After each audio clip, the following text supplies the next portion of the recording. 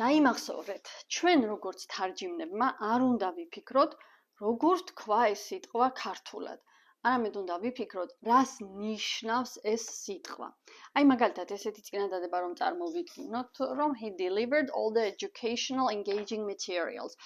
შეიძლება სინქრონული თარგმნის დროს მით უმეტეს ეს engaging უცებ ვერ გაიხსენო, ვერ მოუძებნო სწორი ქართული ეკვივალენტი, დრო გაგივიდეს, გამოგრჩეს სხვა სიტყვები, გაიჭედო, განერვიულდე და შეიძლება ვიღაცას პანქარიც კი ესრო.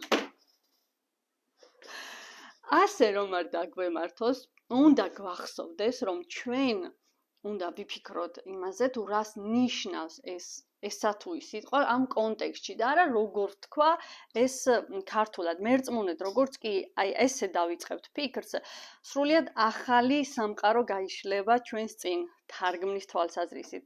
რა თქმა უნდა, ყველა მიცის მნიშვნელობა, რას ნიშნავს engaging, მაგრამ ესე იგი ლექსიკის პრობლემა არ არის და არც გრამატიკის მით უმეტეს თარჯიმნისთვის, მაგრამ საქმე ყოფილა ტექნიკაში და პრინციპში.